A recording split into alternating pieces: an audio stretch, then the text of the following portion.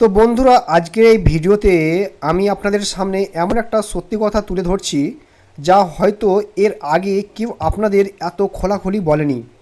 ঠিক আছে? কেননা আমি যে যাচাই সত্যটা আমি তোমাদের তুলে ধরবো সেটা অবশ্যই তোমরা হতাশা হয়ে যাবে যে এই ভিডিও শুরু করার আগে আমরা একটু ভয় লাগছিল। ঠিক আছে? তো ভিডিওটা যখন চালিয়ে যায় তখন আপনারাও বুঝতে পারবেন কেন ভয় লাগছিল। কিন্তু আমি সত্যি কথা বলতে যে কারণ আপনারা সবাই আমাকে এত ভালোবাসা দেন, যে এত ভালোবাসা সাপোর্ট দেন, যে আপনাদের এই ভালোবাসার সামনে আমি ভয়ও ভুলে যাই। তো বন্ধুরা, আজ এই ভিডিওতে আমি সেই পুরো যে সাপোর্টটাই চাই যে আপনাদের সব সময় দেখিয়ে এসেছেন। ঠিক আছে? যে পাশে ছিলেন। তো আমি আপনাদের সামনে সেই সত্যি বলতে চলেছি সাথীরা, যে ইন্ডিয়ান পোস্ট অফিসে যে জিডিএসের নিয়োগ বের হয়।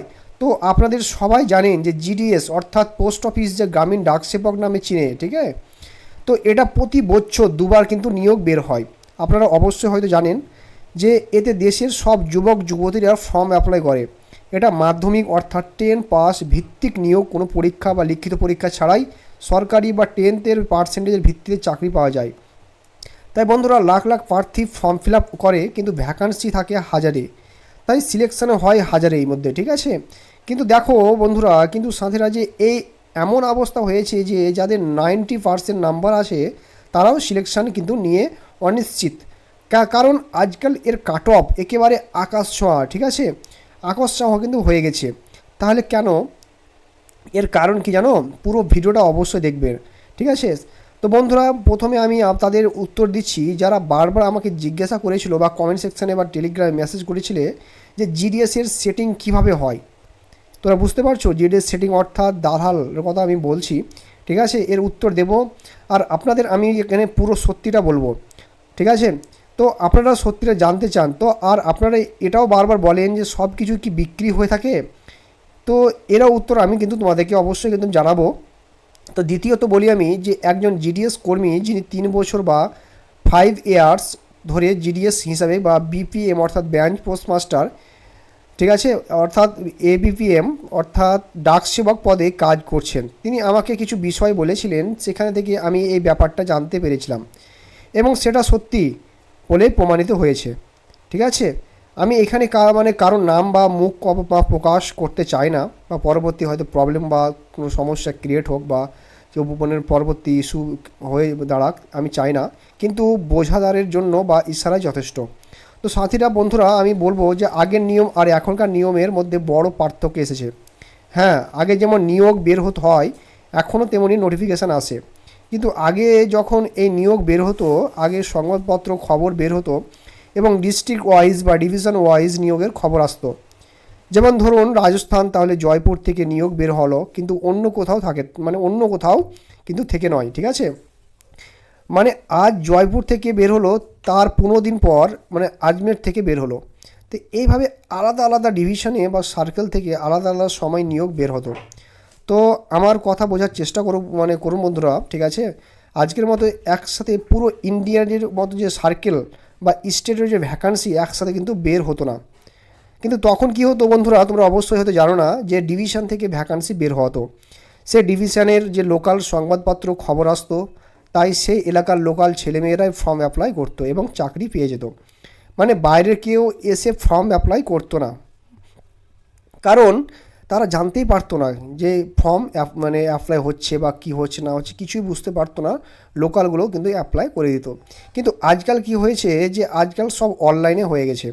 তো একদম সবার কাছে খবর পৌঁছে যায়, কিন্তু সব 23টি সার্কেলের যে ভ্যাকান্সি বের হয় এবং সবাই জেনে যায়। ঠিক আছে? তাই এখন ছাত্রছাত্রীরা বন্ধুরা যে ডিভিশন ওয়াইজ নয়, স্টেট ওয়াইজ কিন্তু চেঞ্জ করেছে। ধরো যেমন রাজস্থানের ছেলে হরিয়ানা যাচ্ছে, হরিয়ানার ছেলে জায়গায় যাচ্ছে ইউপিতে, বিহার যাচ্ছে, ওয়েস্ট বেঙ্গলের ছেলে হয়তো ব্যাঙ্গালোর যাচ্ছে, ব্যাঙ্গালোর ছেলে ওয়েস্ট বেঙ্গল যাচ্ছে, এমনকি নর্থ ইস্ট দিকেও যাচ্ছে।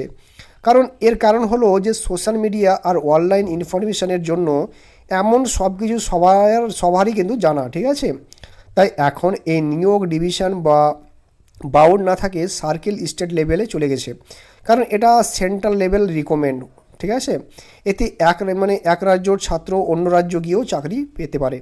কিন্তু বন্ধুরা, তোমাদেরকে বলবো এর পেছনে সবচেয়ে বড় যে পরিবর্তন এসেছে তা হলো কাট অফ। আগে কাট অফ যেত মানে 40%, 50%, 60% এই নম্বর থাকলে কিন্তু সিলেকশন হয়ে যেত। কিন্তু এমন যদি আমি 2022 বা 2023 বা 2024 নিয়োগের কথা বলি, তাহলে প্রায় 95 থেকে 98%-এর নিচে কিন্তু কাট অফ থাকতো না। আর এখন 2025-এ 26-এ তো এখন বুঝতে পারছো, তাহলে প্রায় 95 থেকে 98%-এর নিচে কিন্তু কাট অফ থাকতো না। আর এখন 2025 ও 26 মানে 2019-এর পর করোনা পরবর্তী যত নিয়োগ হয়েছে সেখানে 100% বা 100% কিন্তু কাট অফ পর্যন্ত থেকে শুরু করেছে। কারণ তোমরা জানো যে করোনা ভাইরাসের পর থেকে যারা মাধ্যমিক লেভেলে যে এক্সামটা দিয়েছিল, অনলাইন এক্সাম, সেটা কিন্তু অনেক মার্কস কিন্তু ওইখানে কিন্তু পেয়ে গেছে। ওটার জন্য যে যে অরিজিনাল ক্যান্ডিডেট, সেটা তোমরা তো মানে যারা নিজে এক্সামটা দিয়ে যে মানে নাম্বারটা পেয়েছিল, তা অনলাইন এক্সামের সঙ্গে অনেক ডিফারেন্স। ঠিক আছে, তারা যারা করোনা ভাইরাসের নাম্বারটা দিয়েছে তারা কিন্তু ওরা অনেকটা এগিয়ে যাচ্ছে। তো আমি এর পেছনে কারণ কি সেটা আমি আপনাদেরকে বলবো, কিন্তু পুরো ভিডিওটা দেখবেন, ঠিক আছে? কারণ ভিডিওটা স্কিপ করবে না। আগে যখন ডিভিশন ওয়াইজ বা রিকমেন্ড বের হতো, ধরুন ডিভিশনের নাম হলো ABCD, ঠিক আছে? এর ডিভিশনগুলিতে আলাদা আলাদা অফিসার থাকতো।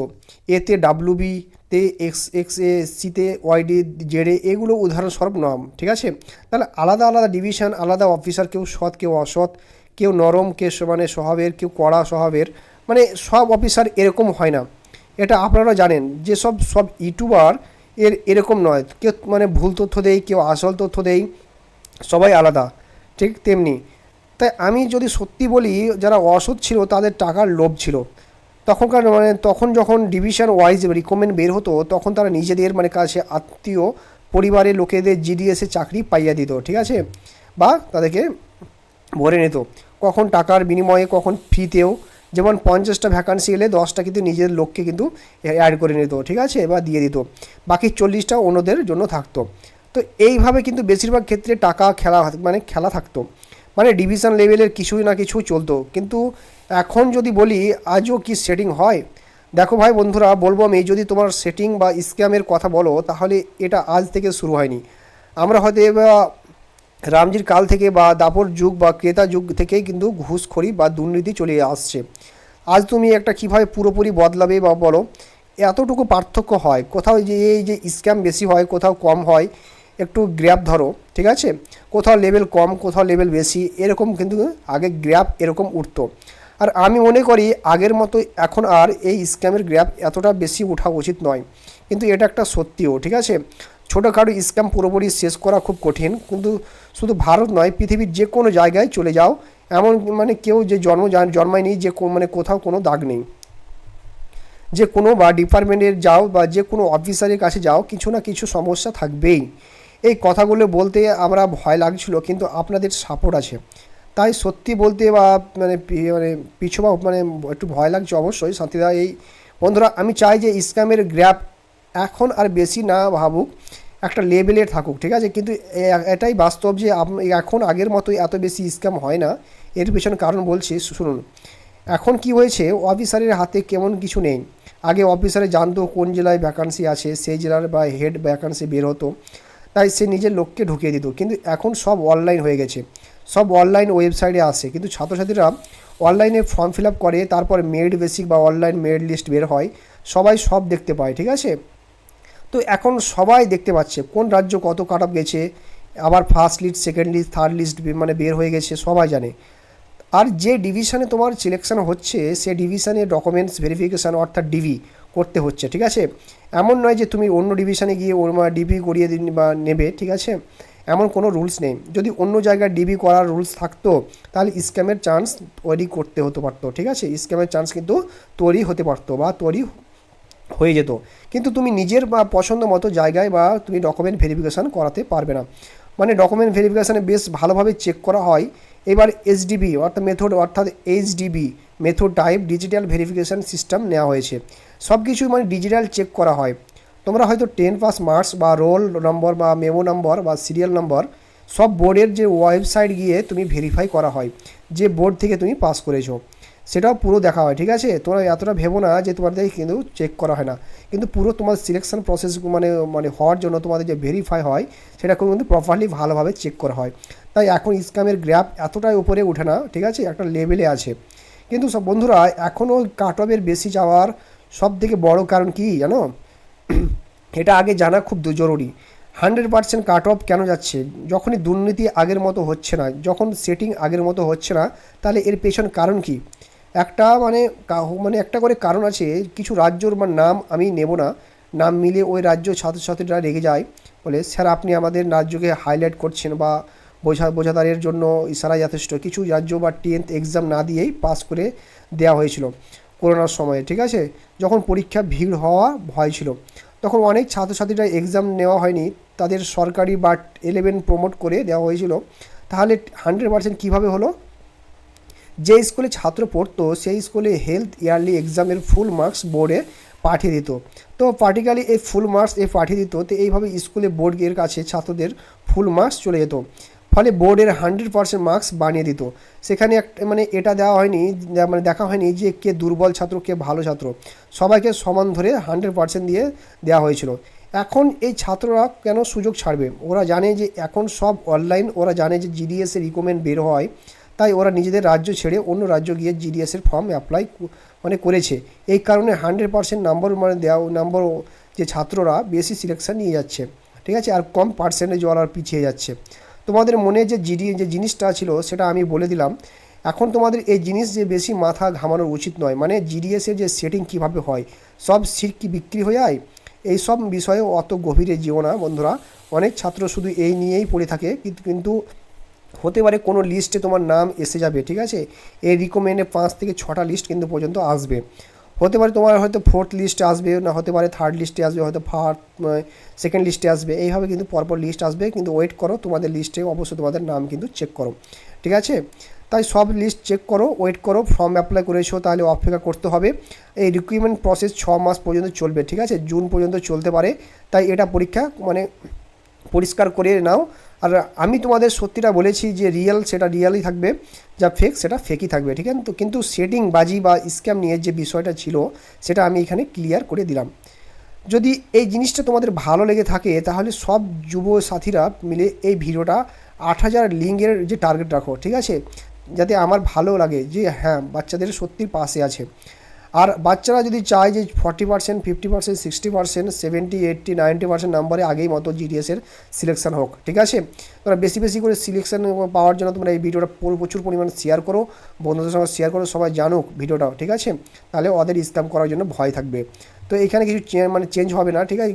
কিন্তু যদি কম পার্সেন্টেজ সিলেকশন চাই, তাহলে জিডিএসের রিকমেন্ড বা সিলেকশন প্রসেসে কিছু পরিবর্তন আনতে হবে। আর সেই ব্যাপারে আমরা তোমাদের জন্য প্রস্তুত আছি আর থাকবো, ঠিক আছে? তো এই ছিল আজকের আপডেট। আপডেটটা যদি ভালো লাগে তো অবশ্যই তোমাদেরকে চ্যানেলটা সাবস্ক্রাইব করে পাশে থাকা বেল আইকনটি প্রেস করে দেবে বন্ধুরা, ঠিক আছে? তো ভালো থেকো, সুস্থ থেকো, আবার দুর্দান্ত ভিডিও নিয়ে আসবো। তো এই ছিল আজকের আপডেট।